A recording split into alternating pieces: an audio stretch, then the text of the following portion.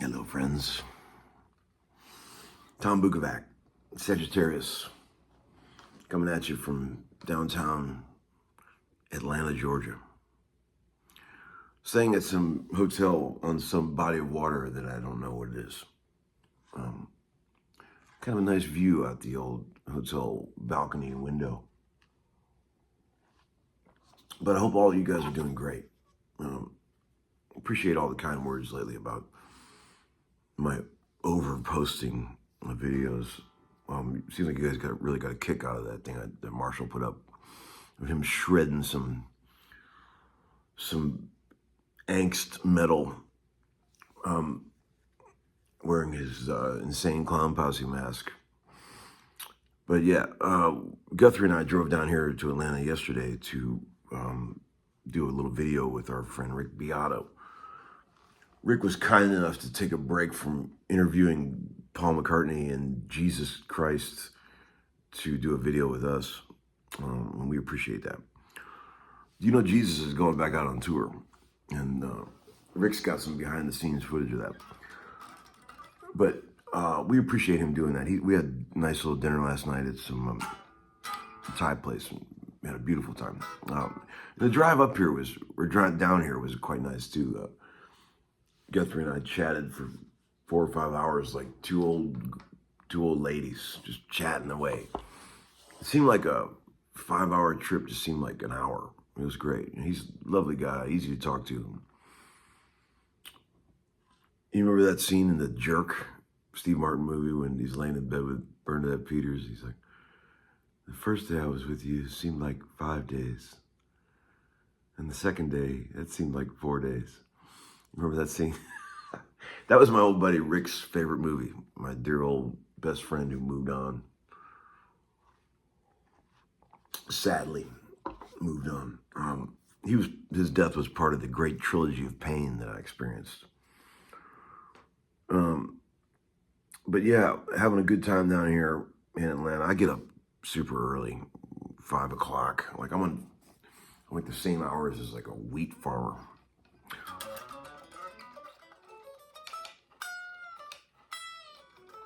Brought the old gold top along just because I don't like to be apart from it too long. I don't like to be away from it.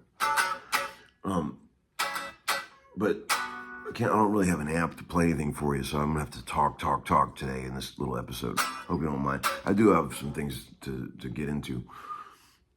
Thank you for all the kind comments about my latest videos that I put up. It meant a lot to Marshall that you guys said some nice things about his heavy metal plunking. He's a sweet, sweet boy. And it's very fulfilling for me to see him just get into playing. You know, it's like I'll be sitting there at my computer playing chess, like always, and I hear him down the hallway in his room just going for it. And it's like brings back so many memories of me being that age, you know, and locking myself in a room for hours and hours before the great distraction came along and ruined everything. That's why musicians were so much better back in the old days, because there was no great distraction. They could sit for hours and hours and not feel like they were missing anything. But then all of a sudden the internet comes along, and the cell phone, smartphone, and even getting an hour of straight practice in is tough these days. So we're not gonna have to worry about seeing any more virtuosos these days. But it's crazy having to balance life now with this technology. And like, I always feel like I'm missing something if I don't look at my phone every hour. And it's ramped my anxiety way up. I never used to have anxiety at all when I was in my 20s or 30s. 40s, early 40s, I had zero anxiety. And all of a sudden, man, this technology and all this bone-crushing responsibility of life and having kids ramped my anxiety up. And now it's like, if I have a 6 o'clock flight, I'll be at the airport at 2 o'clock. I used to get there at like 5:30, you know, like just not a care in the world. And now everything is like a chore. But I guess that's part of getting older and having kids and all that. Guthrie and I were talking about that on the way down. He's got it too. It's crazy, this anxiety. I think it's part of this modern world, But I'm excited about this new chapter of the Homeskoolin show that's coming with the evaluations of homeschoolers playing. I think it's going to be very cool. I really like the idea, and it seems like you guys do too. I know it's kind of crazy. It's going to take me a minute to figure out how to do it right because, I'm pretty slow. But I think it's going to be fun and I think once you guys see a couple of these, you might want to throw your hat in the ring as well. But I've already had a couple guys offer, to do it and send in the video clip, and for a small fee, I will do a full in-depth analysis of what I think is good and bad and mediocre and awesome about your playing and what you need to work on and what you need to make more of, So that being said, I want to talk about something I've been meaning to bring up. See, the other day I was in the studio, and a very young fella came in to do a guitar solo on a song. Sweet, sweet, sweet young fella. But he's very young and not really very experienced in the studio. And as I was trying to help him get his part together, it brought back so many memories of things that I had to deal with, when I was growing up, and things that I'd just forgotten because I've been doing it for so long. And I thought, man, I can make a video out of that. I mean, that's some shit I should be talking about for like beginners and things. But this guy is a good player. He's got a lot of talent, but he's just has zero studio experience. And I was coaching him along in a very loving way, and I think he really appreciated it. And we ended up getting a very cool little solo. But I want to talk about like the main hallmarks of an intermediate guitar player. A couple of giveaways. Let's do 4 today. 4 things, like the big YouTube thumbnail. 4 things that are hallmarks of an intermediate guitar player. Okay. These are things I notice about the guys doing that are kind of just getting going, and I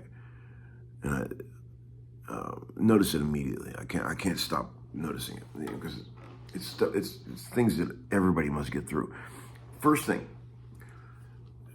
squeezing way too hard on the neck, just choking the living shit out of the neck. This dude was playing. He plays with a lot of passion. He's trying to like really emote and get his ideas out, and he's squeezing the neck so hard, just choking the life out of the tone. And when you do that, it makes your timing rigid. When you're not playing fluidly and loosely, your timing is it's not flowing. You're squeezing the neck out of tune. You're squeezing the notes out of tune, killing the tone. It's like a drummer hitting his cymbals too hard or a snare drum too hard. It just kills all the tone. So the trick is to learn how to play with intensity and passion, but not squeeze the living shit out of the neck, or tense your whole body up. Like I could see his whole body was clenched as he was doing these bends and stuff. And it's like putting 1,000,000 pounds of energy into something that he could have done with 1 pound of energy. And I kept saying to him, dude, just stop squeezing it so hard. He's a lovely kid and he really wants to learn. And he was like, oh, okay. And I'm like, you're killing the tone, And I think a lot of guys, beginner guitar players, do that. Even intermediate guys. I've struggled with that in the past. When you get so excited, so much energy flowing through your body, you go to play a solo and you're just fucking squeezing the shit out of the neck. And it kills tuning. It kills everything. You watch the greats, man. and they just were barely touching the guitar. You know, you look at these guys like Mutt Lange and, you know, all these guys that have done amazing things on guitar. They're getting tons of intensity and aggression out, but they're barely touching the guitar. And it's like, that's pro level shit. And it goes for sports. You see guys like doing amazing things on a basketball court or a football field, and they're so loose, catching the ball like look like a rag doll. You know, anytime you see somebody doing something and it looks like they're trying too hard, they're doing it wrong. That's a fact. That goes for music, sports, anything. Number two, rushing. It goes along with attention. Intermediate guitar players have a tendency to rush everything. They can't wait to play the next note. They're so worried about getting to the phrase that they just can't stop but rush, especially white people. White people are born to rush.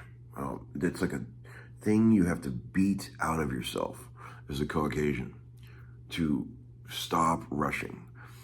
You got to learn how to get right in the pocket and play something with intensity, but don't rush it. Okay? Really hard to do. Everybody struggles with that. Don't feel alone. I see guys, you know, really good guitar players. You know, I was just watching a YouTuber guy the other day who's a very technically gifted guitar player, and he's got a lot of subscribers and everything. And I was just thinking, God, I just want to tell him he's got to stop rushing. He rushes everything. And I wish I could think of a polite way to say, dude, you got to work on that. But I don't want to be that guy. But anyway, that's a really difficult thing to beat out of your playing. I struggled with that for many years. The third thing, really important. You know how when people are nervous in conversation, they talk too much?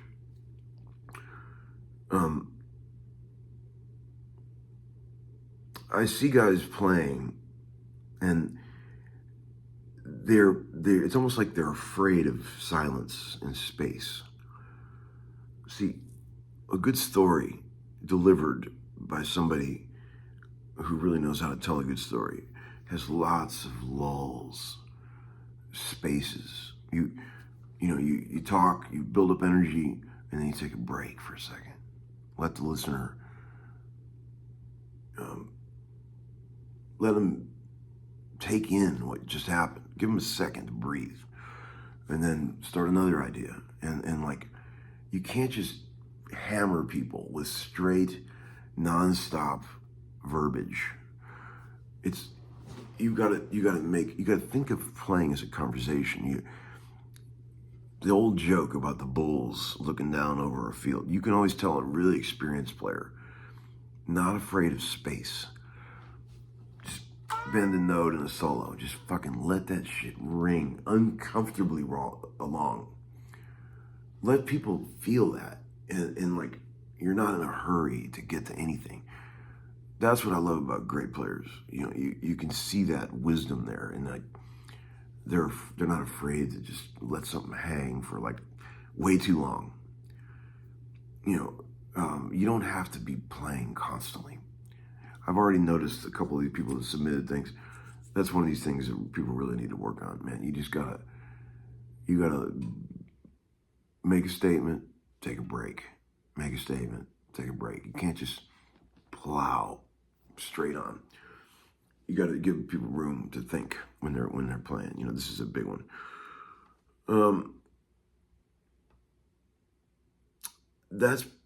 I was gonna do 4 or 5. Let's just stop with those 3. I'm running out of time, but that's a lot to think about right there.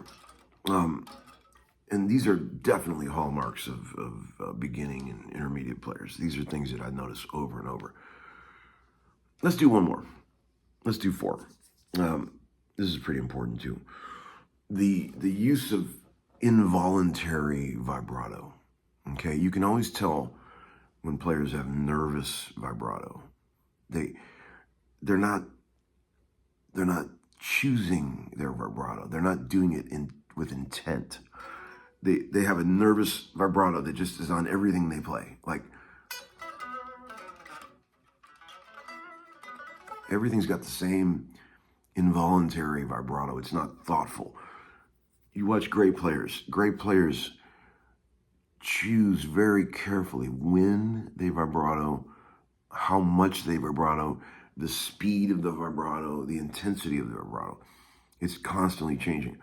When people always say, "What do you think about when you're playing, Larry?" That's number one thing I'm thinking about. Like, the notes is all secondary. I'm thinking about when to vibrato, when not to. Like, I love to bend a note and just fucking hold it. No vibrato. And then as it's dying, shake it off. Real sexy. Sometimes you bend a note, super intense vibrato, always be changing it up. Vibrato is the color that makes the listener interested. It signals intensity. It signals languid, sexy, sort of patient playing. You know what I mean? There's a lot of emotions that vibrato can bring forth, and you must use it very carefully. Your vibrato should never be involuntary.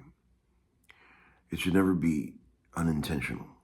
I've talked about this in many episodes in the past, and I'm a big believer in the vibrato thing. But it has to be a choice. No vibrato is just as effective as great vibrato at the right time. Okay, so when you're playing your pentatonic sports bar blues licks, think about when you're vibratoing and when you're not. And that is compelling to me, to see somebody bend a note perfectly in tune and just not vibrato it at all. It's a choice. It's like, that is interesting to me. It's like intentional. I like music that has intent and playing that has intent. And when you do stuff like that, it lets the listener know this guy's serious, man. He's not fucking around. Little things like that go a long way, and they're very subtle, but they all add up to being a giant package. When you got all that shit in your bag, it becomes a very dangerous weapon. When you play you don't rush. You play with tasty vibrato. You're not in a hurry. You've got great patience, and you're playing very light, and you're not squeezing the shit out of the neck. These are all things that great guitar players do, friends. And I hope this helps you. Okay? Talk to you in a minute. Over and out.